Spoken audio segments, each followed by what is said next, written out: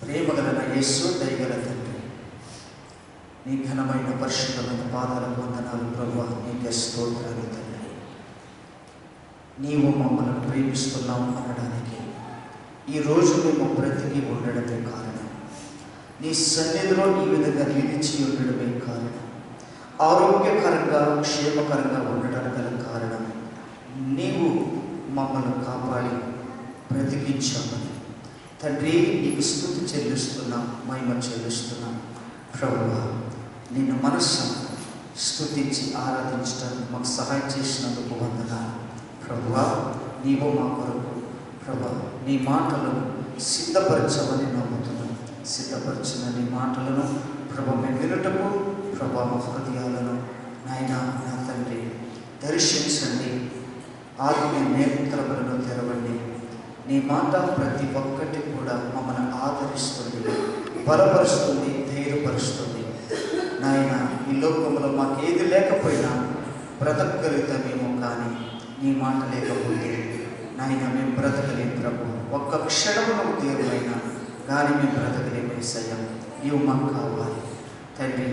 ఈరోజు ప్రభు మీరు మాకు సిద్ధపరిచిన ఈ మాటల ద్వారా మా ఆత్మీయ నా తండ్రి నాయన జీవితము మరింత మెరుగుపరచుకోవడానికి నా ప్రభు మీరే మమ్మల్ని దర్శించి నడిపించమని సమస్త మహిమ ఘనత ప్రభావమును మీకు సమర్పిస్తూ యేసు నామములో అడిగి వేడుకుంటున్నాను మీ పరలోక తండ్రి. యేసయ్యా నీ కృప నాకు చాలయ్యా, నీ కృప లేనిదే బ్రతుకలేనయ్యా. యేసయ్యా నీ కృప నాకు చాలయ్యా, నీ కృప లేనిదే బ్రతుకలేనయ్యా. నీ కృప లేని జగము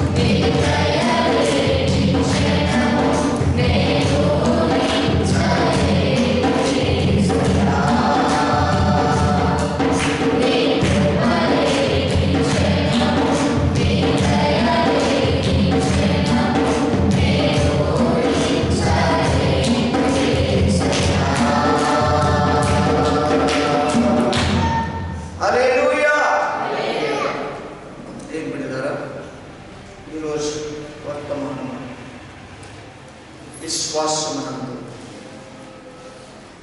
సందేహం ఉండకూడదు. విశ్వాసంలో సందేహం ఉండకూడదు. విశ్వాసంలో నిలకడగా ఉండాలి. విశ్వాసంలో నిలకడగా ఉండాలి. మెలకువగా ఉండాలి అనే విషయాలను ఈరోజు మనము ధ్యానం చేసుకుందాం. 1 కొరింథీయులకు రాసిన పత్రిక, కొరింథీయులకు రాసినటువంటి 1వ పత్రిక 16వ అధ్యాయం 13వ వచనంలో మెలకువగా ఉండండి, విశ్వాసమునందు నిలకడగా ఉండుడి, పౌరుషము గలవారై ఉండండి, బలవంతులై ఉండండి, మీరు చేయ కార్యములన్నీ ప్రేమతో చేయండి. ఆమేన్. దేవుని బిడ్డలారా, మెలకువగా ఉండండి, విశ్వాసమునందు నిలకడగా ఉండండి, పౌరుషము కలిగి ఉండండి, బలముతో ఉండండి, మీరు చేయ కార్యములన్నీ కూడా ప్రేమతో చేయండి అని ఇక్కడ మరి చక్కగా రాయబడ్డ ఈ మాటలు, దేవుడు రాయించినటువంటి ఈ మాటల విషయంలో మన విశ్వాస జీవితం ఎలా ఉంది? మెలకువ కలిగిన విశ్వాస జీవితము మనం కలిగి ఉన్నామా లేదా అనే ప్రశ్న మనమందరము కూడా కలిగి ఉండాలి. దేవుడి చూడండి, మెలకువ కలిగి ఉండండి అని అంటున్నాడు. ఎంతమంది మెలకువ కలిగి ఉంటున్నారు? ఎంతమంది దేవుని కొరకు మెలుగు కలిగి ఉంటున్నారు? ఎంతమంది మెలుగు కలిగి ప్రార్థన చేస్తున్నారు? ఎంతమంది మెలుగు కలిగి దేవుని కొరకు కనిపెడుతున్నారు? ఎంతమంది దేవుని కొరకు ఎదురు చూస్తున్నారు? ఎంతమంది దేవుని కొరకు మెలుగు కలిగి ఆయన రాజ్యం కొరకు ఎదురు చూస్తున్నారు? దేవుని బిడ్డలారా, ఆలోచన చేయండి. మెలుగు కలిగి ఉండమని చెప్పాడు అని అంటే అది నీ మేలు కొరకే దేవుడు చెప్తాడు. దేవుని బిడ్డలారా, మెలుగు కలిగి ఉండడం అనేది ప్రతి ఒక్క క్రైస్తవుడు చేయవలసినటువంటి ఉండవలసినటువంటి పద్ధతి. మెలుగు లేని వాడు ఎలా ఉంటాడు అంటే వాడు ఎట్లా ఉంటాడు? నిద్రపోతూ ఉంటాడు. నిద్రపోయే వారు ఎప్పుడు నిద్రపోతారు? వాక్యం ఏం చెప్తుంది? నిద్రపోయేవారు ఎప్పుడు నిద్రపోతారు? రాత్రి సమయంలో నిద్రపోతారు. కానీ దేవుడు ఏమంటున్నాడు? మనం మెలుగు కలిగి ఉండమంటున్నాడు. మరి ఏ విధంగా మెలుగు కలిగి ఉండాలి అని అంటే మనము దేవుని వారమై ఉన్నాం అనగా మనము ఎలా ఉన్నామంటే పగటి వారమై ఉన్నాం. మనం ఎవరమై ఉన్నాం? పగటి వారమై ఉన్నాం. పగలు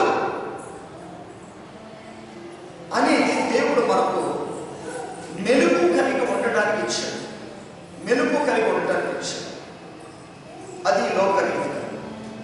కానీ దీనిని ఆత్మీయంగా తీసుకుంటే దేవుడి బిడ్డలారా, మనమందరము కూడా దేవుడి దృష్టిలో పగలైన రాత్రైనా కానీ ఆత్మీయంగా ఎలాగ ఉండాలి అని దేవుడు చెప్తున్నాడంటే మెలకువ కలిగి ఉండాలి. మెలకువ కలిగి ఉండాలి. ఆత్మీయ జీవితంలో మనం ఉండవలసినటువంటి విధానం ఏంటిదనంటే మెలకువ కలిగి ఉండాలి. అంటే ఎలర్ట్గా ఉండాలన్నమాట. ఎందుకు ఎలర్ట్గా ఉండాలి? ఎందుకు మెలకువ కలిగి ఉండాలి అని అంటే ఏ క్షణమున ఏమి సంభవించబోతుందో మనకు తెలియదు. ఏ క్షణమున ఏమి సంభవించబోతుందో మనకు తెలియదు. కాబట్టి అందుకని దేవుడు మన సంభవింపబో సంగతులను మీకు నేను తెలియచేస్తానంట. సంభవింపబో సంగతులను మీకు నేను తెలియచేస్తానంట. సంభవింపబో సంగతులు నీకు తెలియచేయాలంటే మనం ఎలా ఉండాలి? అంతేనే నిద్రపోవాలి.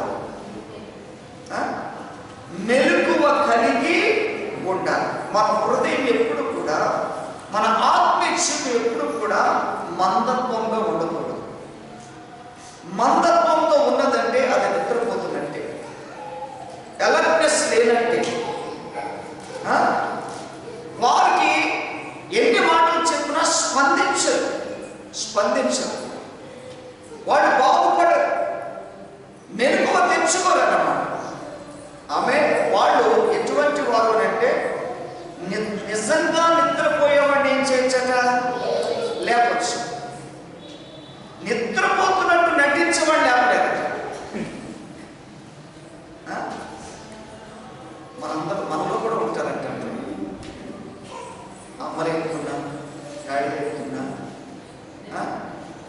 కొంచెం హృదయంలో ఏదైనా కొంచెం కోపం ఉన్నా ఏం చేస్తారు, నటిస్తారు. నిజమైన నిద్ర కాదు, నిజమైన నిద్ర కాదు. కాబట్టి అటువంటి వారిని ఏం చేయలేము, లేపలేము. అటువంటి వారిని లేపలేము.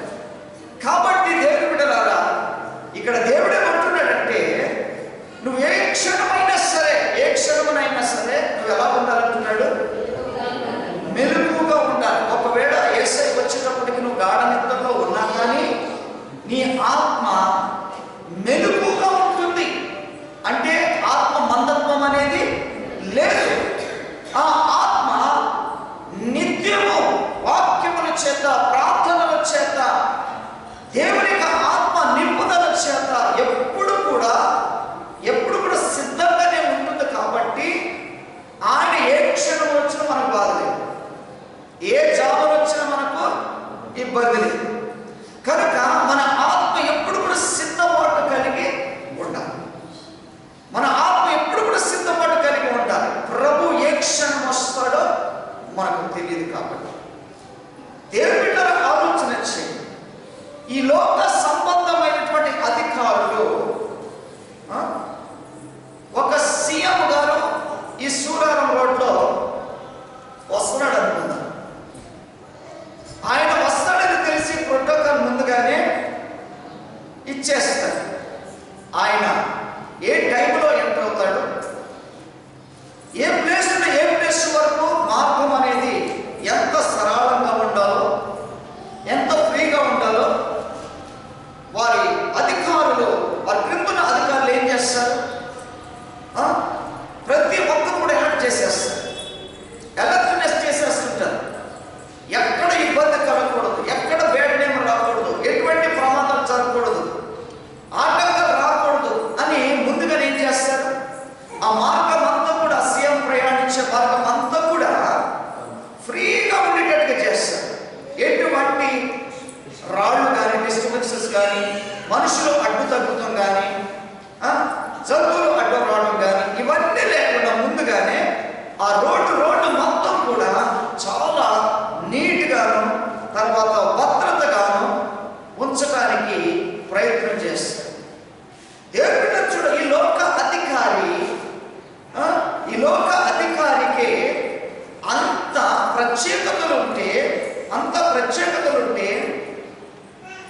భూమి ఆకాశం సృజించినటువంటి దేవుడు, పరలోకానికి అధిపతి అయినటువంటి దేవుడు, నిత్యము జీవించే దేవుడు, ఆయన రాబోతున్నప్పుడు నీ హృదయము ఎంత అలర్ట్నెస్గా ఉండాలి, ఎంత మెరుగుగా ఉండాలి, ఎంత సిద్ధపాటు కలిగి ఉండాలనేదే మనం చాలా జాగ్రత్తగా మనం ఆలోచన చేయాలి.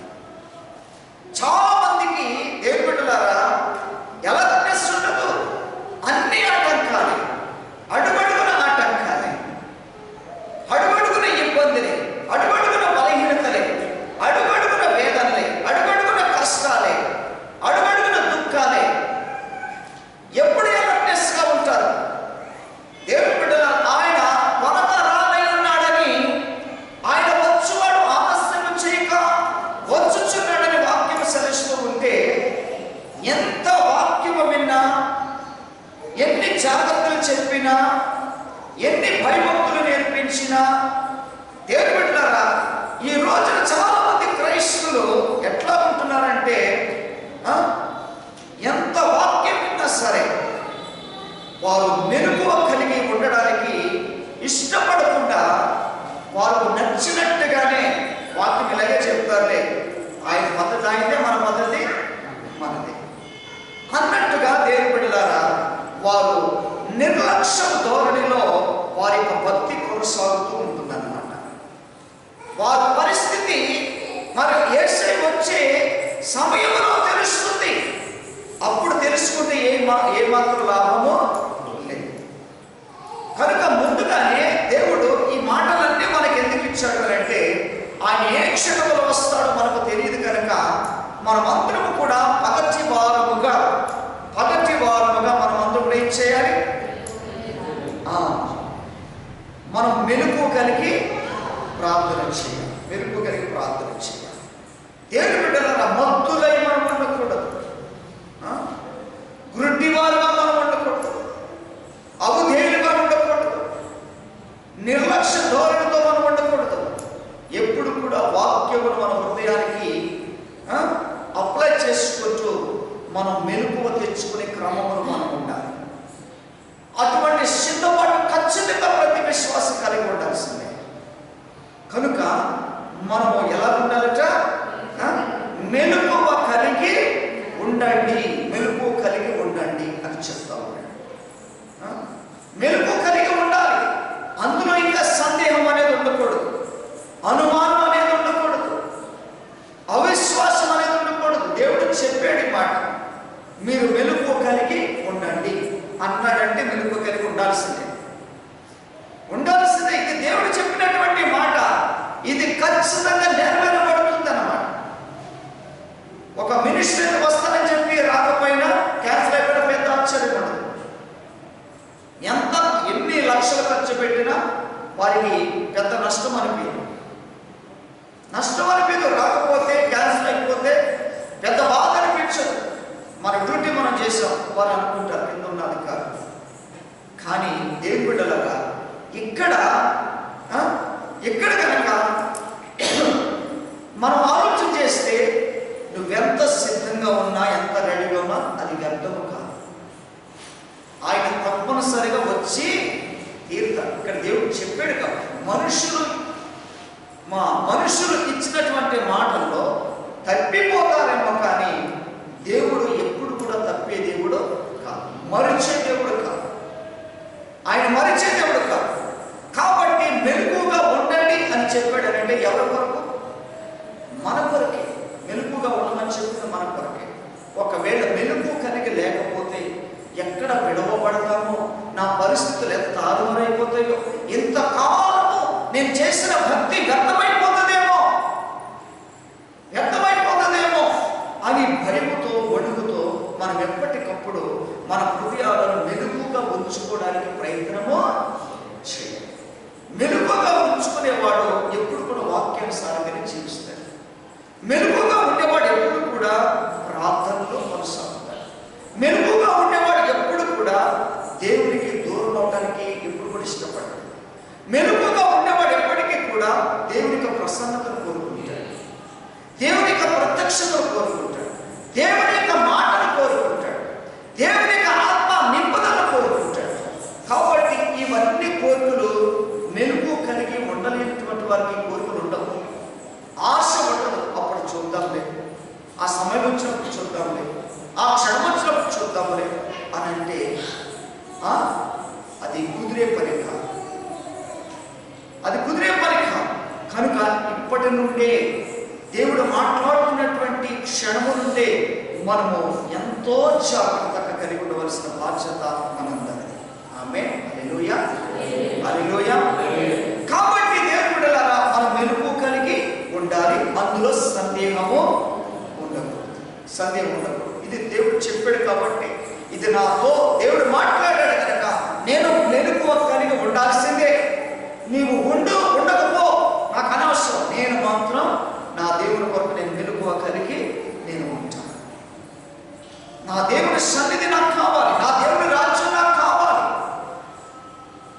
నేను దేవునితో ఎప్పుడు కూడా నివసించాలి, ఉండాలి అనే ఆసక్తి ఎవరు కావాలని కోరుకున్నా కానీ వారందరూ కూడా ఒక్క క్షణం కూడా దేవునికి సన్నిధిని దూరం చేసుకోవడానికి ఇష్టపడరు. కనుక దేవుని బిడ్డల ఆ విలువ వారికి పోలిస్తే దేవుని సన్నిధిని ఎవరు దూరం చేసుకో, ఆయన సంఘాన్ని ఎవరు కూడా దూరం చేసుకో. హల్లెలూయా. కాబట్టి దేవుడు అంటారు మనం ఏం చేయాలట? మెలకువ కలిగి ఉండండి. మనం ఎవరము? పగటివారము. దేవుడు అలా ఉంచాడు, మనల్ని అలా ఉంచాడు. పగటి కాలంలో ఎవరు కూడా పని చేయకుండా ఉండరు. పని చేసేవాడు మెలకువ కలిగి పని చేస్తాడు, మెలకువ కలిగి పని చేస్తాడు. కాబట్టి మనము పగటి వారు కాబట్టి దేవుని బిడ్డలారా మనమందరము కూడా మెలకువ కలిగి ఉండాల్సిందే. ఇది దేవుడు చెప్పినటువంటి మాట. అందులో ఎటువంటి అనుమానము కానీ సందేహము కానీ మనం తెచ్చుకోవడానికి వీలు లేదు. మెలకువ కలిగి ఉండమని చెప్పాడు కాబట్టి నేను ఈ విధంగా చేయాల్సిందే, నేను బైబిల్ చదవాల్సిందే, ప్రార్థన చేయాల్సిందే, ఆరాధన చేయాల్సిందే, దేవుడి సన్నిధికి వెళ్ళాల్సిందే. ఇటువంటి కండిషన్స్ మనం తప్పనిసరిగా మన ఆత్మీయ జీవితానికి మనం ఏం చేసుకోవాలి? సిద్ధం చేసేసుకోవాలి, ఒక క్రమమును ఏర్పాటు చేసేసుకోవాలి. అటువంటి క్రమము లేనటువంటి జీవితము దేవుని బిడ్డలారా దేవుడికి ఏమాత్రం కూడా ఇష్టమైనటువంటిది కాదు. హల్లెలూయా. కాబట్టి దేవుని బిడ్డలారా చూడండి, ఒక మాట మనం చూద్దాం. అపోస్తల కార్యాలలో 20వ అధ్యాయము 28వ వచనంలో మనం చూసుకుంటే కనుక 20వ అధ్యాయము 28వ వచనంలో మనం చదువుకుంటే తన స్వరక్తమిచ్చి సంపాదించిన తన సంఘమును కాయుటకు పరిశుద్ధాత్మ మిమ్మును దేని యందు అధ్యక్షులుగా ఉంచెను. ఆ యావత్ మందను గూర్చియు మీ మట్టుకు మిమ్మును గూర్చియు జాగ్రత్తగా ఉండండి. జాగ్రత్తగా ఉండండి. ఎక్కడుండాలి జాగ్రత్తగా? ఎక్కడిచ్చాడు ఆ స్థలం? మనకు ఎక్కడిచ్చాడు ఆ స్థలం? తన స్వరక్తమిచ్చి సంపాదించిన సంఘం. అది సురక్షితమైనటువంటి స్థలం, నిన్ను బలపరిచే స్థలం, నీకు మెలకువ కలిగి ఉంచే స్థలం. ఒక రోగి ఏం చేస్తాడు? రోగమును విడిపించుకోవడానికి ఏ స్థలంలోనికి వెళ్తాడు? హాస్పిటల్కి వెళ్తాడు, డాక్టర్ దగ్గరికి వెళ్తాడు, అక్కడ అడ్మిట్ అవుతాడు, ట్రీట్మెంట్ తీసుకుంటాడు. వాడు అక్కడ ఆ స్థలంలో ఏం సంపాదించుకుంటున్నాడు అని అంటే అక్కడ ట్రీట్మెంట్ తీసుకుని ఆరోగ్యం సంపాదించుకుంటున్నాడు. ఆ స్థలంలోకి వెళ్తేనే కానీ ఆ వ్యక్తి స్వస్థపరచబడలేడు, ఆరోగ్యవంతుడిగా కాలేడు. కాబట్టి తప్పనిసరిగా హాస్పిటల్లో అడ్మిట్ కావాలి, ట్రీట్మెంట్ తీసుకోవాలి, ఆరోగ్యం సంపాదించుకోవాలి. కాబట్టి ఎక్కడికి వెళ్ళాలి? అనారోగ్యంతో ఉన్న వ్యక్తి ఎక్కడికి వెళ్ళాలి? హాస్పిటల్ అనే స్థలంలోనికి వెళ్ళాలి. ఆ స్థలంలోకి వెళ్ళి ఆరోగ్యం సంపాదించుకుంటాడు. కానీ ఆత్మీయ ఆరోగ్యం సంపాదించుకోవడానికి ఎక్కడికి వెళ్ళాలి? మనము ఆయన స్వరక్తమిచ్చి సంపాదించిన సంఘములోనికి మనము రావాలి. మరి ఎందుకు రాలేని పరిస్థితుల్లో అనేకులు మిగిలిపోతున్నారు? దానికి కారణం ఏంటిదనంటే వారి ఆత్మీయ బలహీనతలోనే వారు మిగిలిపోతున్నారు. కానీ నాకు ఈ బలహీనతలు ఉన్నాయి కనుక ఆ బలహీనతలన్నిటి నుండి కూడా నేను విడిపింపబడడానికి నా దేవుడు నా కొరకు సిద్ధపరిచినటువంటి స్వరక్తమిచ్చి సంపాదించిన సంఘములో నేను ఉండాలి. స్వరక్తమిచ్చి సంపాదించిన సంఘములో నేను ఉండాలి.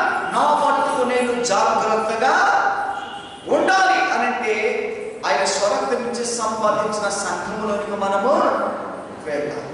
తప్పనిసరిగా వెళ్ళాలి. ప్రతి క్రైస్తవుడు ఎన్ని పనులున్నా, ఎంత బిజీ ఉన్నా, దేవుడు ఆయన సన్నిధికి తప్పనిసరిగా మనం వెళ్ళాలి. మనం మెలకువ కలిగి ఉండాలి అని అంటే, మన ఆత్మను సిద్ధపరచుకోవాలి అని అంటే, మన ఆత్మ బలంగా ఉంచుకోవాలి అని అంటే, మెలకువ కలిగి ఉండాలి అని అంటే కనుక ఆయన స్వరక్తం ఇచ్చి సంపాదించిన సంఘములోనికి మనం అందరం కూడా రావాల్సిందే. ఆమేన్, హల్లెలూయా. సందేహం అనేది ఉండకూడదు, విశ్వాసంలో సందేహం అనేది ఉండకూడదు. వెళ్ళాలనే నమ్మకత్వం మనకు ఉండాలి. నా దేవుని సన్నిధికి వెళితే నా ఆత్మీయ జీవితము స్వస్థపరచబడుతుంది. నా దేవుని సంఘానికి నేను వెళితే నా ఆత్మీయ జీవితం బలపడుతుంది, విడుదల పొందుకుంటుంది, నేను ఆశీర్వాదం పొందుకుంటా. నా కుటుంబం బాగుపడుతుంది, నాకు ఆరోగ్యం వస్తుంది, నా బిడ్డలు కూడా బాగుపడతారు అనే సత్యాన్ని ప్రతి ఒక్కరు కూడా ఎరగగలిగినటువంటి వారు ఆయన సన్నిధికి ఎవ్వరు కూడా దూరం కారు.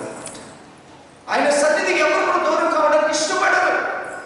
కాబట్టి దేవుని బిడ్డలారా, ఆయన స్వరక్తం ఇచ్చి సంపాదించిన సంఘములో మనము ఆత్మ బలము సంపాదించుకోవడానికి తప్పనిసరిగా ఆయన మందిరమునికి మనము రావాలి. అందుకనే మీరు జాగ్రత్తగా ఉండండి అని అంటాడు. మీ మట్టుకు మిమ్మల్ని గురించి జాగ్రత్తగా ఉండండి. ఇది ఎవరి మట్టుకు వారి గురించి ఆలోచించవలసినటువంటి జాగ్రత్త. నీ గురించి ఇంకొకరు జాగ్రత్త తీసుకోవాల్సిన అవసరం ఉండదు, అవసరం లేదు. నీ మట్టుకు నీవే జాగ్రత్తగా కలిగి ఉండాలి. ఆమేన్, హల్లెలూయా, హల్లెలూయా. తర్వాత రోమీయులకు రాసినటువంటి పత్రిక 16వ అధ్యాయం 17వ వచనంలో మనం చూస్తే, సహోదరులారా మీరు నేర్చుకున్న బోధకు వ్యతిరేకముగా భేదములను ఆటంకములను కలుగు చేయి వారిని కనిపెట్టి ఉండుడని మిమ్మును బతిమాలుకొనుచున్నాను. చాలా దేవుడు చూడండి, ఇక్కడ ఏమని చెప్తున్నాడు? కనిపెట్టుకొని ఉండండి. ఎవరి గురించి?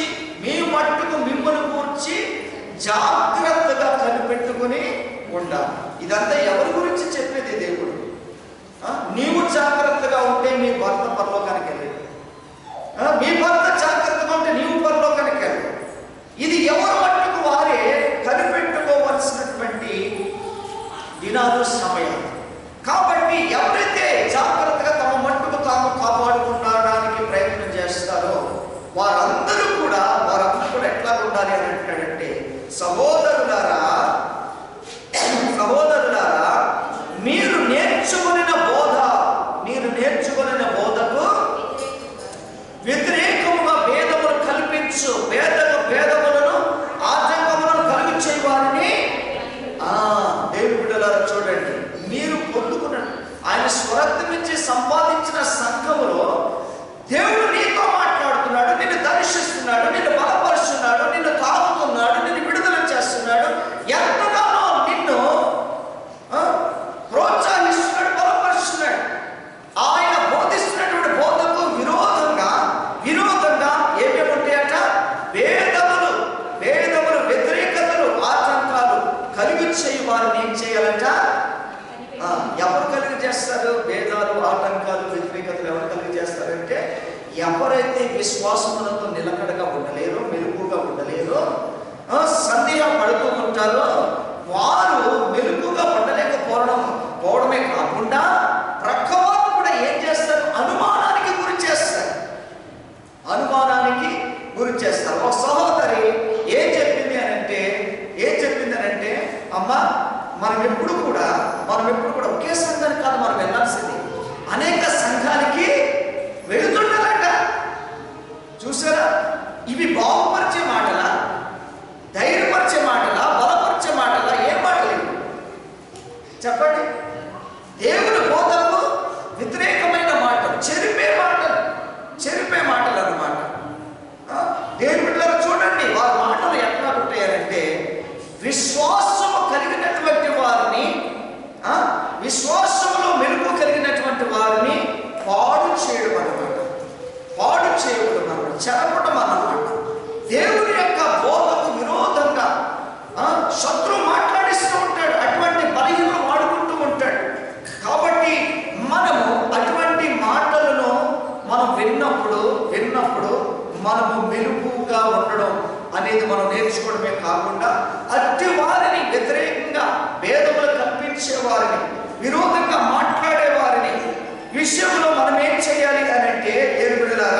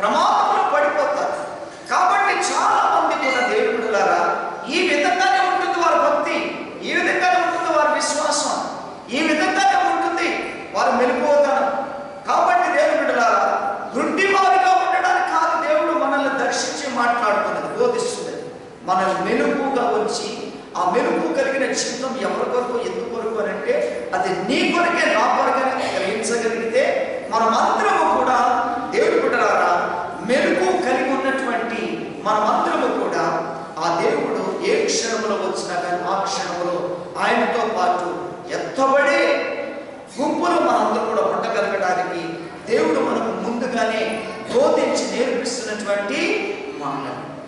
కాబట్టి దేవుడు చెప్తున్న సహోదరులారా భేదములు ఆటంకములు కలిగించేవాడిని జాగ్రత్తగా కనిపెట్టండి అన్నాడు. జాగ్రత్తగా కనిపెట్టండి. అటు వారు మీ మధ్యలో మీ పక్కన ఎవరైనా ఉంటే గ్రహించండి జాగ్రత్త. మీరు చెడిపోతారు. వారు మాత్రమే కాబట్టి మీరు కూడా చెడిపోయే ప్రమాదం. వారితో పాటు నిన్ను కూడా గుంటలో పడేస్తారు, ప్రమాదంలో పడేస్తారు. అలాగా వెళ్ళిపోతున్నటువంటి వారు చాలా మంది.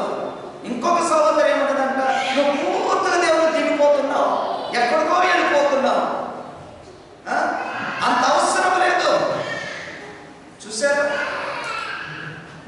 ఇంత భయంకరంగా ఉంటారన్నమాట. సంఘంలోనే ఉంటారు. అంటే వాడు మేమే జ్ఞానవంతులం, మాకు కూడా భక్తి ఉంది, మేము మాకు భక్తి లేదండి, మేము విశ్వాసులు కాదండి, మేము క్రైస్తవులు కాదండి, మేము కూడా చర్చకి వెళ్తాం. మరీ ఇంత రోజు వెళ్ళిపోవాలా, అన్ని గుడికలకి వెళ్ళిపోవాలా, ఇన్ని ప్రార్థనలు చేసేయాలా, ఇంతంతసేపు చేసేయాలా, ఇంతంతసేపు ఆరాధన చేయాలా, ఇంతంతసేపు ప్రార్థన చేయాలా. ఇవన్నీ కూడా ఏంటిదంటే వారు ఉండలేరు, ఎదుటి వారిని ఉండలేరు. అర్థమవుతుందా? వారు మెలుపుగా ఉండరు, నిన్ను మెలుపుగా. అర్థమవుతుందా? నిన్ను మెలుపుగా కూడా ఉండదు. వాడి నిద్ర అందరికి అంటిస్తాడనమాట. అర్థమవుతుందా? ఒక నిద్రపోతున్నాడు అనుకోండి, అలా అయినంత మెలగలగా నిద్రపోతూ ఉంటాడు. ఆటోమేటిక్ వచ్చేస్తుంది. కాబట్టి మనం మెలుగుని పక్కనే నిద్రపో అని చెప్పాలన్నమాట. దేని పెట్టారా? మెలుగుగా ఉండాలి. అప్పుడు లేకపోవారు ఎవరు ఉండరు. ఇప్పుడు సంఘంలో ఒకవేళ కొనికేస్తే కనుక లేకపోవారి పక్కనే ఉంటారు. కానీ ఆ రోజు ఎవరి దాడే బిజీ అయిపోతారు. ఎవరైనా బిజీ. నిన్ను లేపడానికి టైం ఉండదు, నీకు జాగ్రత్త చెప్పడానికి టైం ఉండదు, నిన్ను తట్టడానికి ఏసేపు చేసిన మెలుగుగా ఉండని చెప్పడానికి టైం ఉండదు. నీ మనసంతా అదే కేంద్రీకరించేస్తుంది, నీ చూపంతా అదే కేంద్రీకరించేస్తాయి. నీ పక్కన ఎంత ప్రేమించే భార్య ఉన్నా, ఎంత ప్రేమించే భర్త ఉన్నా, ఎంత ప్రేమించే పిల్లలున్నా, నో, ఎవరు కూడా పట్టించుకునే పని లేదు. ఆ టైంలో ఎవరి గురించి ఆలోచించేసే క్షణం ఉండదు. అయ్యో నా భర్త ఇంతకాలం నుంచి మరి నా మార్చుకున్నాను, అయ్యో ఈ క్షణంలో ఎత్తుపోయే స్థితిలో ఉన్నాడు ఏదో అనుకుంటే నువ్వు కూడా అంతే.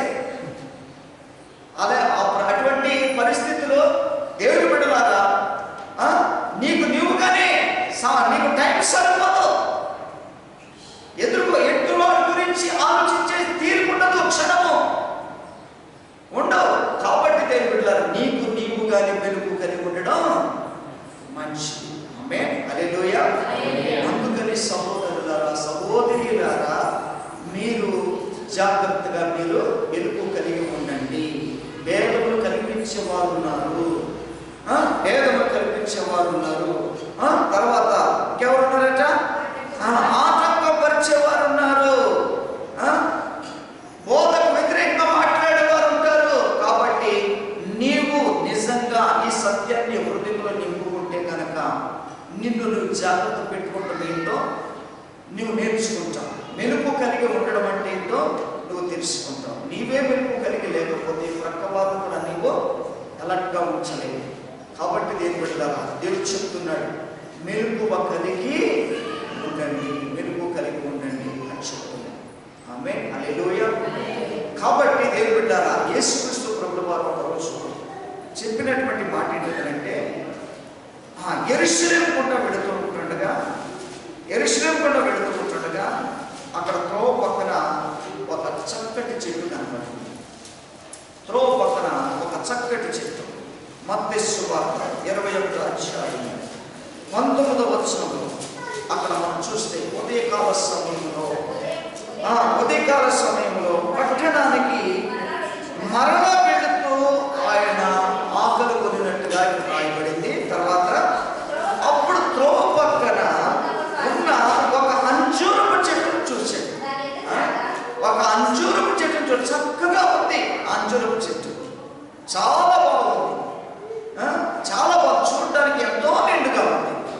ఎంతో అందంగా, ఎంతో చక్కగా ఆకులని నిగనిగలాడుతూ ఉంది.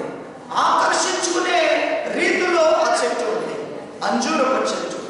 దేవుని బిడ్డలా పక్కన పెడుతున్నప్పుడు యేసయ్య చూశాడు. ఏం చేశాడు? యేసయ్య చూశాడు.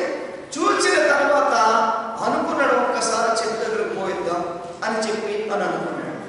అక్కడ పోయేటప్పటికి ఉన్నటువంటి పరిస్థితి ఏంటిదనంటే, చూడండి, అక్కడ దాని యందుకు రాగా దాని యందు ఆకులు తప్ప మరేమీ కనబడలేదు కనుక దానిని చూచి ఇక మీదట ఎన్నటికి నీవు కాపు కాయ పొందువుగాక అని చెప్పాడు. చూసారా, అది ఎంత భయంకరమైనటువంటి మాట అంటే, ఇక ఎన్నటికీ కాపు కాయ పొందువుగాక అని దేవుడి నోట ఆ మాట పలికిందేనంటే, వారు ఎన్నటికీ కూడా ఆ చెట్టు ఎన్నటికీ కూడా దేవుని బిడ్డలారా కాపు కాదు కదా, చిగురు కూడా వచ్చే పరిస్థితి ఉంది. ఆ కింద కూడా మనం చదువుకుంటే చెట్టు ఏమైపోయిందంట, తక్షణం వెంటనే ఆ చెట్టు ఏమైపోయింది, ఎండిపోయిన స్థితి. దేవుని బిడ్డలారా విశ్వాసుల జీవితంలో, ఒక్కొక్కరి జీవితంలో మనం చూస్తూ ఉంటే ఇటువంటి పరిస్థితులే కనబడుతూ ఉంటాయి. ఎండిన స్థితి. కనీసం ఆకులు రాలిపోతే మరి కొంచెం నీళ్లు పెడితే లేదా కొన్ని రోజులు పోతే చిగురు వస్తుందని ఆశన్న ఉంటుంది. మరి ఎండిపోయిన చెట్టు విషయంలో ఏమన్నా ఆశ ఉంటుందా? ఏమైనా ఆశ ఉంటుందా అటువంటి చెట్టు మీద? ఉండదు. కారణం ఏంటంటే అది పూర్తిగా ఎండిపోయింది. అది తిరిగి చిగురించే పరిస్థితి లేదు, అది ఫలించే పరిస్థితి లేదు, కాయలు కాసే పరిస్థితి లేదు. కాబట్టి వెంటనే ఆ చెట్టు వెళ్ళిపోయినట్టుగా మనం అక్కడ చూస్తూ ఉన్నాం. దేవుని బిడ్డలారా చూడండి, చాలా మంది క్రైస్తవులు ఈనాటికి కూడా మనము ఆలోచన చేస్తే కనుక వారి ఎందుకు దేవుడు వచ్చాడు అనుకోండి, వారి విశ్వాసాన్ని చూసినప్పుడు, వారి ఆత్మీయ స్థితిని చూసినప్పుడు, వారి ఎదుగుదలను చూసినప్పుడు వారిలో కనుక దేవుని బిడ్డలారా ఫలము కనబడలేదనుకోండి, దేవుడు ఎంత బాధపడతాడు. ఒక్క చెట్టు విషయంలోనే దేవుని బిడ్డలారా ఇంకా ఎప్పుడు నువ్వు కాపు కాయ పొందువు కాక అని అన్నాడు అంటే, ఒక విశ్వాసి జీవితంలో కూడా ఆలోచన చేయాలి. ఏమనంటే ఆ విశ్వాసి చూడడానికి చాలా అందంగా కనపడవచ్చు, చాలా నిండుగా కనపడవచ్చు, చాలా సమృద్ధిగా ఉన్నట్టుగా కనపడవచ్చు. అన్ని నగలను ధరించుకుని, మంచి వస్త్రములు ధరించుకుని, మంచి సంపాదన ఉండి చక్కగా ఎంజాయ్ చేస్తున్న లైఫ్ ఉన్నటువంటి క్రైస్తవులు కూడా చాలా మంది ఉంటారు. ఏం తక్కువ ఉండదు వాళ్ళకి, ఈ లోకరీతిగా ఏది కూడా తక్కువ ఉండదు. బట్టలు తక్కువ ఉండవు, మరి వస్తువులు తక్కువ ఉండవు, డబ్బు తక్కువ ఉండదు, ఏమి తక్కువ ఉండదు. అన్ని సమృద్ధిగా ఉంటాయి. అదే ఆశీర్వాదం అనుకుంటారు చాలా మంది. అలాగా మంచి బట్టలు కొనుక్కోవడం, మంచి వస్తువులు ధరించుకోవడం, మంచి వస్తువులు, ఖరీదైన వస్తువులు కొనుక్కోవడం, చక్కగా కాస్ట్లీ ఫుడ్లు తినడం, తర్వాత ఎన్నో రకాలుగా వారు మరి మనుషుల దృష్టికి చాలా ధనవంతులు, చాలా వీళ్ళు వృద్ధులకు వచ్చినటువంటి వారు అన్న రీతిలో కనబడుతుంటారు. చాలా మంది కనబడుతుంటారు, చూడడానికి ఎంత నిండుగానో ఎంత మంచిగానో కనబడుతూ ఉంటారు ఈ లోకంలో. కానీ దేవుడు అటువంటి ఆ ఎంతకు వచ్చి చూశాడు అనుకోండి, వారి పరిస్థితి ఏంటి? నువ్వు కట్టుకున్న వస్త్రములు, అమ్మ మంచి వస్త్రములు కట్టుకున్నావమ్మా, మంచి ఖరీదైన వస్తువులు ధరించుకున్నావమ్మా, మంచి డబ్బు సంపాదించుకున్నావమ్మా, మంచి ఇల్లు కట్టుకున్నావమ్మా, మంచి ఉద్యోగం సంపాదించుకున్నావమ్మా, ఇలాగే ఉండాలమ్మా నేను కోరుకున్నవాడు అంటాడు యేసయ్య. ఏం చూస్తున్నాడు అటువంటి వారు? అన్ని కావాల్సినవన్నీ కూడా సంపాదించుకున్నావు, కానీ నాకు కావాల్సింది నీ దగ్గర ఉన్నా. నీకు కావలసినవన్నీ సంపాదించుకున్నావు, నీకు కావలసినవన్నీ ధరించుకున్నావు, నీకు కావలసినంత సంతోషం సంపాదించుకుంటున్నావు, నీకు కావలసిన కోరికలన్నీ తీర్చుకుంటూ ఉన్నావు. మరి నాకు కావాల్సింది నీ వద్ద ఉందా?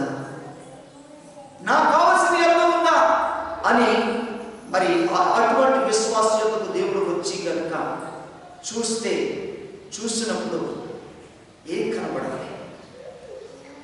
ఏం కనబడాలి చెప్పండి? ఏం కనబడాలి? ఖరీదైన వస్త్రాలు, ఖరీదైన వస్తువులు, ధరించుకున్న వస్తువులా, లేకపోతే ఖరీదైనటువంటి ఇల్లులా, ఖరీదైన కారులా, ఖరీదైన షూట్లా వేసుకోవాల్సింది? దేవుడు అదే చూస్తాడా? ఇయ్యాల రేపు చాలా మంది సేవకులు మరి ఖరీదైన షూట్ వేసుకుంటే నన్ను చూడరు అన్నట్టుగా ఖరీదైన షూట్లు వేసుకుని వారు చక్కగా బోధన చేస్తా ఉన్నారు. మంచిదే, కాదని అనడం లేదు, కానీ అటువంటి సేవకుడైనా అటువంటి విశ్వాస అయినా దేవుడి బిడ్డలారా ఖరీదైన వాడుకోండి, కానీ దేవుడికి కావాల్సింది మాత్రం ఉండాలి. దేవుడికి కావాల్సిన మాత్రం తన జీవితంలో ఉండాలి. దేవుడు అదే చూస్తాడు. మనం అనుకుంటూ ఉంటాం, అయ్యో నాకు ధనము లేదు, మరి మంచి గృహము లేదు, లేకపోతే వారికి ఉన్నటువంటి అంత ఆస్తి నాకు లేదు, వారికి ఉన్నటువంటి అంత అందము నాకు లేదు, వారికి ఉన్నటువంటి అంత బంగారం నాకు లేదు, అయ్యో ఎలాగా ఈ జీవితంలో ఈ బ్రతుకు ఎంతకాలం ఈ దరిద్ర బ్రతుకు బ్రతకాలి అని బాధపడుతున్నటువంటి వారు, అటువంటి వారు చూసి బాధపడుతున్నటువంటి వారు చాలా మంది ఉంటారు. దేవుని బిడ్డలారా ఆలోచన చేయండి. నీవు అటువంటి వారిని ఊహించుకుని అటువంటి వారిని చూచి నీ ఆత్మీయ జీవితానికి భంగం కలిగించుకోవద్దు. నీ ఆత్మీయ జీవితానికి దేవుని బిడ్డలారా మరి మెలకువ లేని తనాన్ని కలిగించుకోవద్దు. మెలకువ కావాలి. నీకు ఏది ఉన్నా లేకపోయినా దేవుడైతే నిన్ను పస్తుచుడు. అంత ఖరీదైన వస్త్రం లేకపోయినా ఏదో ఒక వస్త్రం దేవుడు ఇస్తున్నాడు. ఖరీదైన నగ లేకపోయినా ఏదో ఒకటి ఇస్తున్నాడు. ఖరీదైన ఇల్లు లేకపోయినా నీవు నివసించడానికి ఏదో ఒక గృహాన్ని ఇస్తున్నాడు. ఏది ఇవ్వకుండా ఉండడు ఆయన, ఏదో ఒకటి ఇస్తాడు నీకు, కాబట్టి దేవుని బిడ్డలారా మనము కలిగిన వాటి యందు మనం తృప్తి కలిగి మనము దేవునికి కావలసిన దానిని మన హృదయంలో పెట్టుకోవాలి తప్ప అసలు దేవునికి కావలసిందే మనలో లేకుండా లోకానికి కనువింపు కలిగించేసే మాత్రమే మన హృదయంలో నింపుకుంటే మన ఆహారం మీద నింపుకుంటే, ధరించుకుంటే అది దేవుని సంతోషపెట్టిన, మనుషులను సంతోషపెట్టిన. చూడాలి మీరందరూ ఎవరు సంతోషపెడుతుందమ్మా చెప్పండి?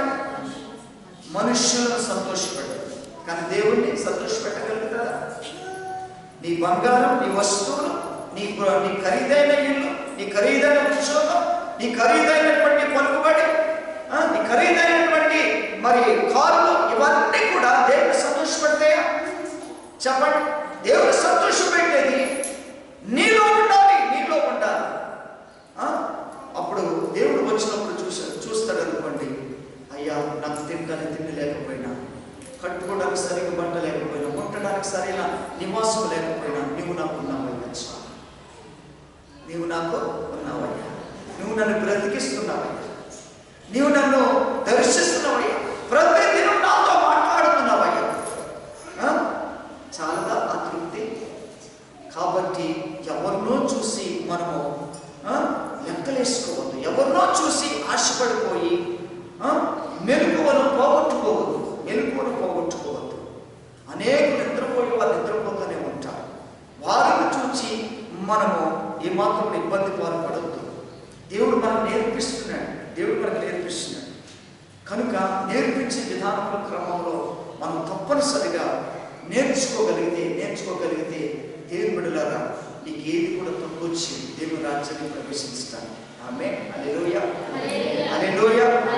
ఆ చెట్టు, ఆ అంజూరపు చెట్టు ఎలా ఉండదమ్మా?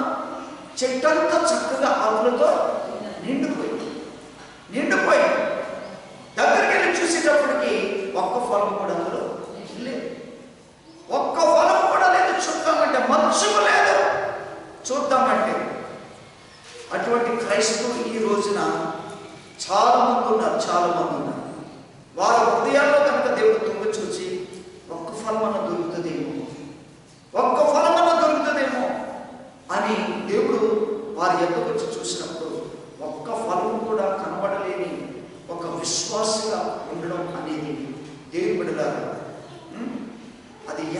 దేవుణ్ణి ఆయాసపెడుతుంది. అది నిన్ను ఎంతగా నష్టపెడుతుంది, ఎంత కష్టపెడుతుంది. రాబోయే దినాల్లో ప్రస్తుతం ఉన్న సంతోషంతోనే సరిపెట్టుకుంటే రాబోయే దుఃఖాన్ని, రాబోయే శ్రమను నువ్వు ఎలా ఎదుర్కోగలుగుతావు? ఎదుర్కోవాలంటే, గెలవాలి అంటే దేవుని బిడ్డలారా ఇప్పుడే మనం ఏం చేయాలి? సంతోషం దుఃఖంగా మార్చుకోవాలి. సంతోషం దుఃఖంగా మార్చుకోవాలి. ప్రభు కొరకు కన్నీరు పెట్టాలి. నేను సన్నిధిలో ప్రభుని సంతోష పెట్టడానికి, ప్రభు నాలో ఇంకా ఏం లోపం, నాలో ఏ బలహీనతలు, నాలో ఏ లోటు ఉందయ్యా, నువ్వే క్షణంలో వచ్చి నన్ను చూస్తావో, చూసినప్పుడు ఆ క్షణాన్న నీకు నేను ఇంపుగా కనపడాలి, నీకు ఇష్టమైన దానిగా కనపడాలి, నీకు నచ్చినట్టు కనపడాలి ప్రభు అని నీవు ఎలా దేవుని దృష్టికి కనబడేటట్టుగా ఉంటే కనుక దేవుడు ఎంత సంతోషిస్తాడు. నువ్వు ఇంకెన్నడూ శపించబడేది ఎవరు? శపించబడేది ఎవరండి? ఫలింపు లేనివాడు. శపించబడేవారు ఫలింపు లేనివాడు. వారు పై ఆకారానికి చాలా సౌందర్యంగా కనబడతారు, పై ఆకారానికి చక్కటి వస్త్రము ధరించుకుంటారు, పై ఆకారానికి ఖరీదైన వస్తువులు, ఖరీదైన కారు, ఖరీదైన బంగ్లాలు ఉంటాయి. కానీ వారి జీవితం దేవుని దృష్టిలో ఎటువంటిదో తెలుసా? ఎండిన జీవితం, ఎండిన బ్రతుకు. మీరు అటువంటి వారిని చూసి మీరు నాకు అది లేదు ఇది లేదని మీరు బాధపడకూడదు. మీ జీవితాలు చాలా గొప్పవి, మీ విశ్వాసం చాలా గొప్పది, మీ విశ్వాసం చాలా గొప్పది. కాబట్టి అటువంటి విశ్వాసానికి సందేహం రానివ్వకండి. ఎప్పుడు సందేహం వస్తుందో తెలుసా? ఎప్పుడు వస్తుందో తెలుసా? ఎదుటి వాళ్ళు కంపేరింగ్ చేసుకున్నప్పుడు. ఎదుటి వాళ్ళు కంపేరింగ్ చేసుకున్నప్పుడు అయ్యో వాళ్ళకు ఉన్నట్టు మాకు లేదు, వాళ్ళకు ఉన్నట్టు నేను కొనుక్కోలేకపోతున్నాను, వాళ్ళకున్న వస్తువు నాకు లేవే అని ఎప్పుడైతే నువ్వు కంపేరింగ్ చేసుకుంటావు కష్టంలో పడి అప్పులు పాలవుతావు. అర్థమవుతా? ఉన్న దానిలో నుండి నువ్వు సరిపెట్టుకుంటే నాకు ఇది చాలైంది, నా బ్రతుకుకు, నా జీవితానికి, నా బిడ్డలకు, నాకు కావలసినటువంటి నీవు ఇస్తున్నావు, ఇది చాలయ్యా, నీకు వందనాలయ్యా అని తృప్తిని తెలియచేయండి. అది ఎప్పుడు ఎండిపోదు, అది ఎప్పుడు ఎండిన స్థితిలోనికి వెళ్ళదు. అది ఫలములు కాస్తూనే ఉంటుంది, నీకు కావాల్సిన ఫలములు ఇస్తూనే ఉంటుంది, ఫలములు కావాల్సిన ఇస్తూనే ఉంటుంది. దేవుడి దృష్టికి నీవు ఇంపుగా కనబడుతూనే ఉంటుంది, దేవుడి దృష్టికి ఇష్టంగా కనబడుతూనే ఉంటావు. ఫలింపు కలిగిన వాడుగానే, కలిగిన దానిగానే ఉంటావు నిన్ను చూసినప్పుడు. కాబట్టి దేవుడి బిడ్డలారా ఎదుటి వారిని కంపేరింగ్ చేసుకుని మనకి ఇది లేదు అది లేదని నువ్వు కంపేర్ చేసుకుంటే కనుక కష్టాలు పాలవుతావు, అవమానం పాలవుతావు, అర్థమవుతుందా? ఇబ్బందులు పాలవుతావు, అప్పులు పాలవుతావు, భయంకరంగా ఉన్న విశ్వాసాన్ని నువ్వు కోల్పోతావు, విశ్వాస భ్రష్టులమైపోతాం, దేవునికి దూరం అయిపోతాం, దేవుని సన్నిధికి దూరం అయిపోతాం, దేవుని మాటకు దూరం అయిపోతాం. కాబట్టి అది ఎంతో భయంకరమైనటువంటి జీవితం. అటువంటి భయంకరమైన జీవితం మనం ఇప్పుడు కోరుకోవద్దు. ఏది ఉన్నా లేకపోయినా నీకు దేవుడు నీకు ఉండేటట్టుగా నువ్వు చూసుకుంటే కనుక అది చాలు. దేవుడు నీకు కావాల్సిందంతా కూడా నీ దేవుడు నీకు పోషణకు ఇచ్చేస్తాడు. దేవుడి దృష్టికి కనపడాల్సింది ఆత్మీయ సౌందర్యం, దేవుడి దృష్టికి కనపడాల్సింది ఫలింపు, ఆత్మ ఫలింపు. ఆమేన్, హల్లెలూయా. అది మనము రుజువు చేసుకుంటే చాలు, అంతే తప్ప మరి ఎవరిని చూసి మనం పోల్చుకుంటే చాలా ఇబ్బందులు కావాల్సిన పరిస్థితులు వస్తాయి. ఆమేన్. కొలస్సీలకు రాసినటువంటి పత్రిక 4:2 కొలస్సీలకు రాసిన ప్రార్థనయందు నిలకడగా ఉండి కృతజ్ఞత కలవారై దాని యందు ఎలా ఉండాలట? మెలకువగా ఉండాలట. ప్రార్థన యందు నిలకడగా ఉండి కృతజ్ఞత కలిగినటువంటి వారై దాని యందు మెలకువగా. అది చాలు విశ్వాసం, అది చాలండి.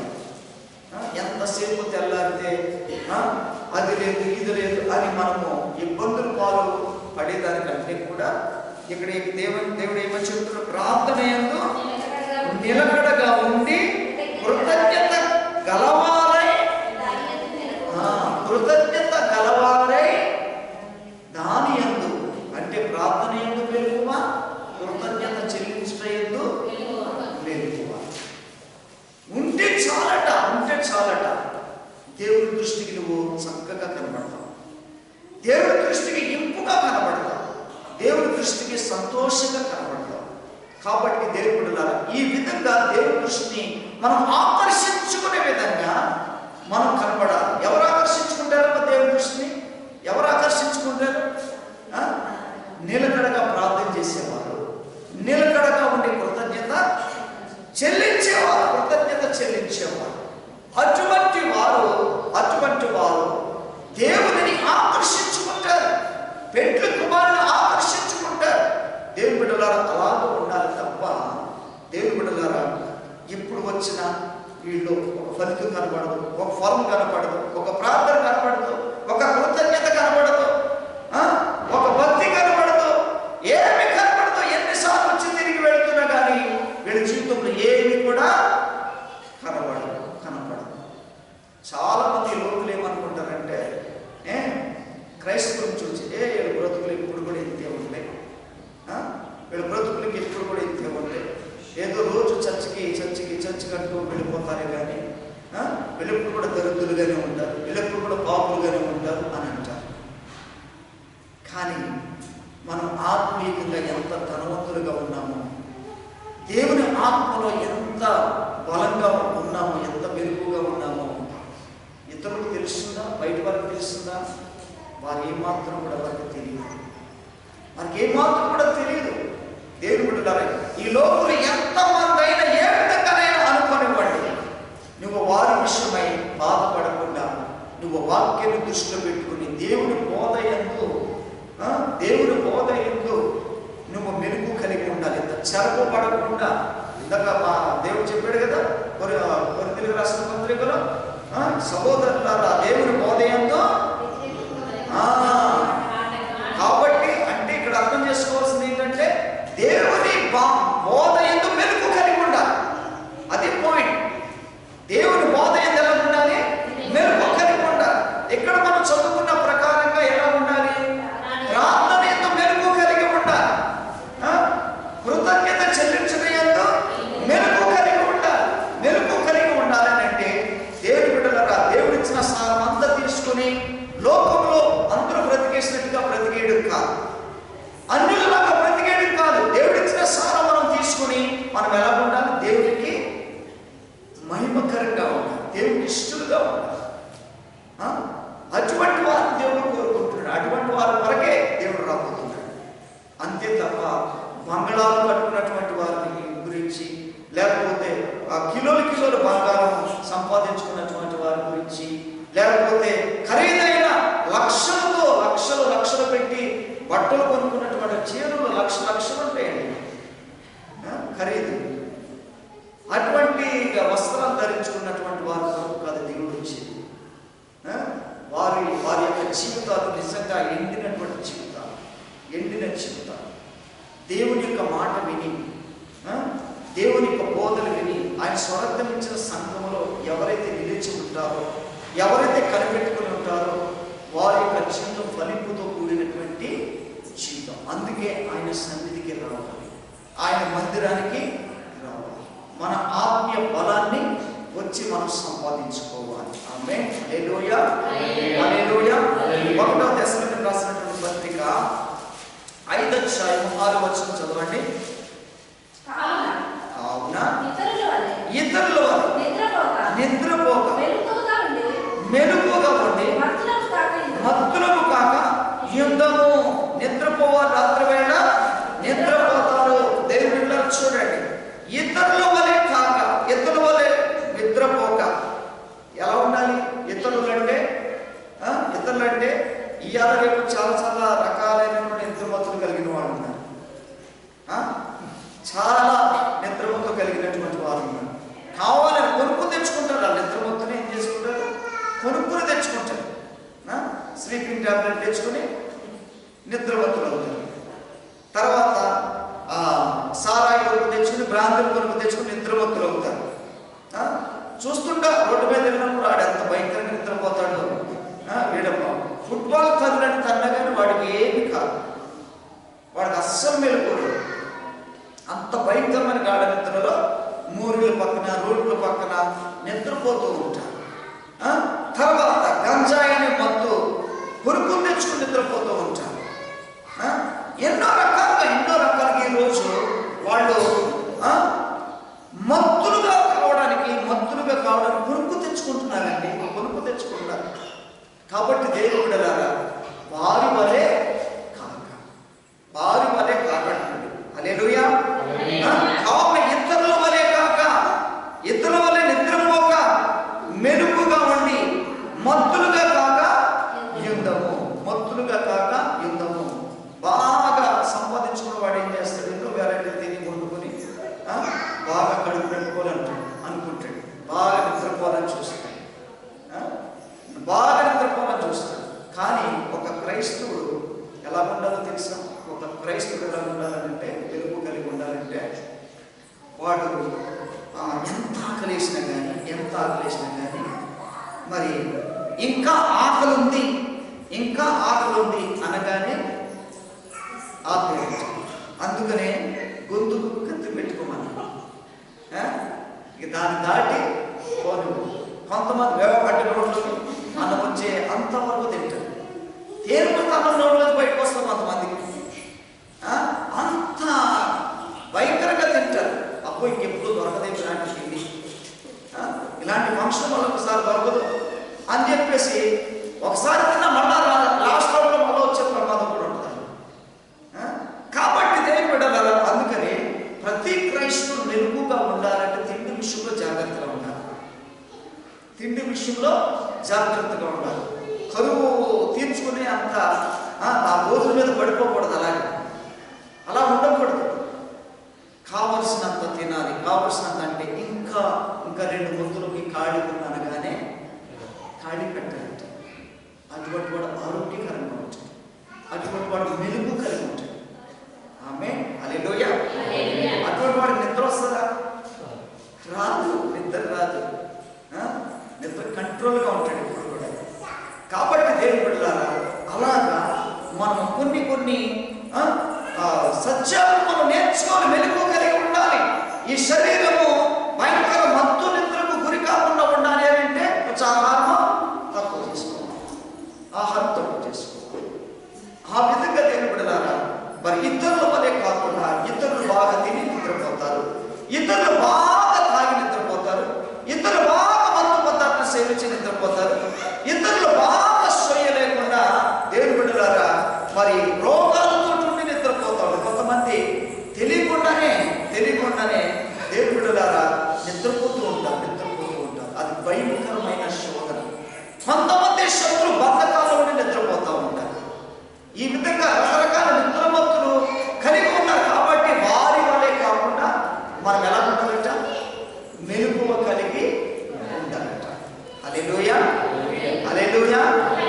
మనం మెలుగు కలిగి ఉండడం అనేది మనం నేర్చుకోవాలి. మెలుగు కలిగి ఉండేవాడు సందేహపడకూడదు. ఆమేన్, హల్లెలూయా. చివరిగా ఒక మాట మనం చూస్తున్నాం. యాకోబు పత్రికలో 1వ అధ్యాయము 6వ వచనం చదువు. అయితే అతడు ఏమాత్రమును సందేహింపక విశ్వాసము అడగవలెను. సందేహించువాడు గాలి చేత రేపబడి ఎగురుపడు సముద్ర తరంగమును పోలి ఉండును. అట్టి మనుష్యుడు ద్విమనస్కుడై తన సమస్త మార్గముల యందు అస్థిరుడు.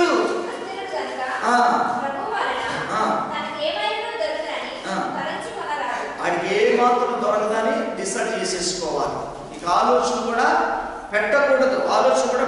అటువంటి వాడు ఏమై ఉన్నాడంటే అస్థిరుడు అంటే దేనికి పనికి రానివాడు అన్నాడు, దేనికి ఉపయోగం లేనటువంటి వాడు.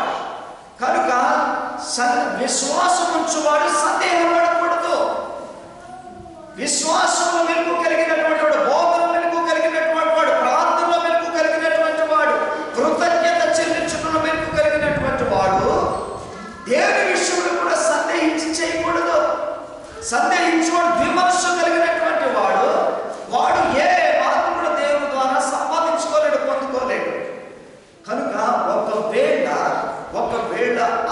ఉన్నటువంటి వ్యర్థమైన విశ్వాసముతో సందేహం కలిగి మెలకువ లేనటువంటి క్రైస్తవుడుగా క్రైస్తవురాలుగా నువ్వు ఉంటున్నావేమో.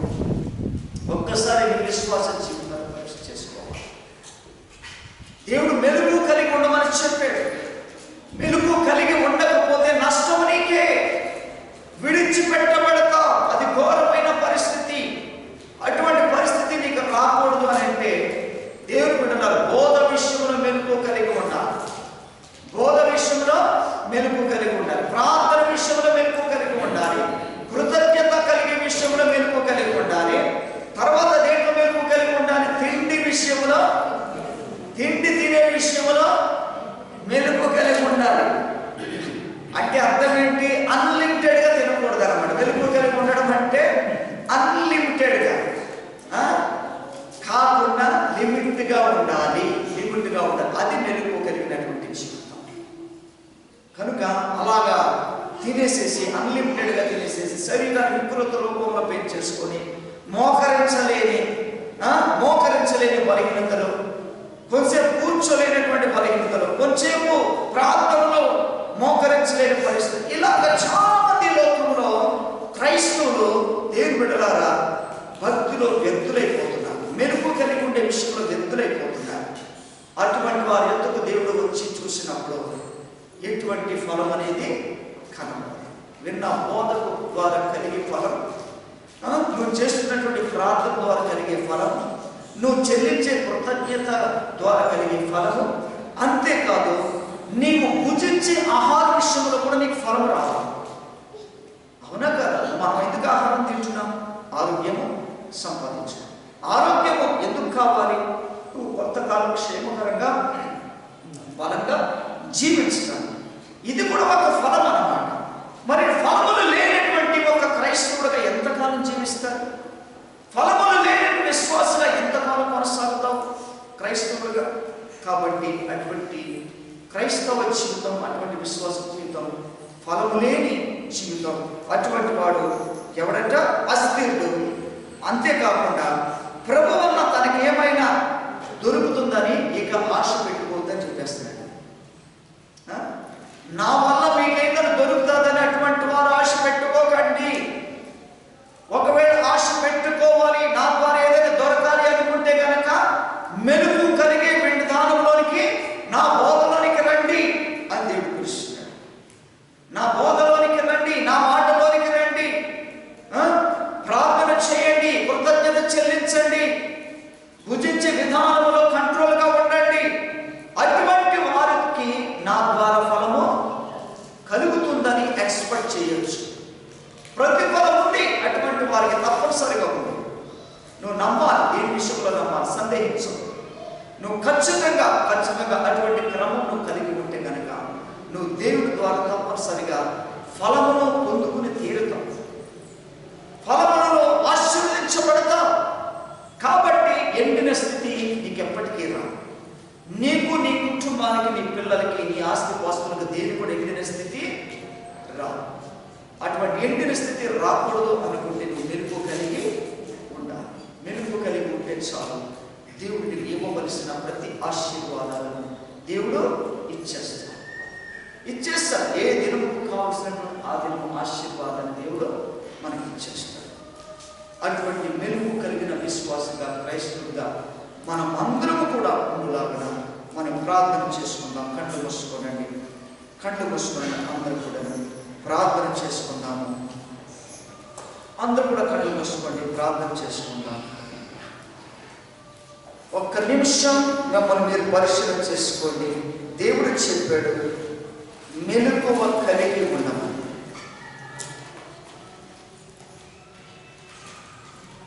విశ్వాసి అనబడే వ్యక్తి సందేహించకుండా ఉండాలి. తన ఆత్మీయ చిహ్నం ఎప్పుడు కూడా మెలకువతోనే ఉండాలని ప్రభు చెప్పారు. యేసయ్య అంజూరపు చెట్టును చూసినప్పుడు చూడడానికి ఎంతో చక్కగా బాగున్నా కానీ దానివల్ల ఎటువంటి ఫలితం లేదని దేవుడు తెలుసుకున్న తర్వాత, ఎప్పుడైతే నువ్వెన్నడూ ఫలించముందు చెప్పగానే ఆ చెట్టు ఎండిపోవటం జరిగింది. అటువంటి ఎండిన స్థితి నీ జీవితానికి వస్తే నీ పరిస్థితి ఏంటి? నీ విశ్వాసం ఏంటి? క్రైస్తవ బిడ్డగా నీ ఆత్మీయ జీవితం ఏ పరిస్థితిలో ఉంటుంది? కనుక ఆలోచించే నా కుమారుడు, నీవు దేవుని మాట వలన ఆశీర్వదించబడాలని, దేవునితో మాట్లాడటం వలన ఆశీర్వదించబడాలని, నీవు నిత్యము దేవునికి కృతజ్ఞురాలవై ఉండటం వలన ఆశీర్వదించబడాలని, దేవుడిచ్చినటువంటి ఆశీర్వాదం అనుభవించే క్రమంలో నీవు ఆశీర్వదించబడాలని దేవుడు అటువంటి ఉద్దేశంతో ఈరోజు మనతో మాట్లాడి ఉంటుండగా, ఒకవేళ నువ్వు పెట్టుకోకూడనటువంటి ఆలోచనలు, ఉంచుకోకూడనటువంటి ధ్యాస, అనేకులను చూచి లోకులను చూచి నీ విశ్వాసాన్ని చెరుపుకుంటున్నావేమో, నీ హృదయాన్ని చెరుపుకుంటున్నావేమో, నీ భక్తిని చెరుపుకుంటున్నావేమో. చెరుపుకుంటే కనుక ఎండిపోయిన పరిస్థితి,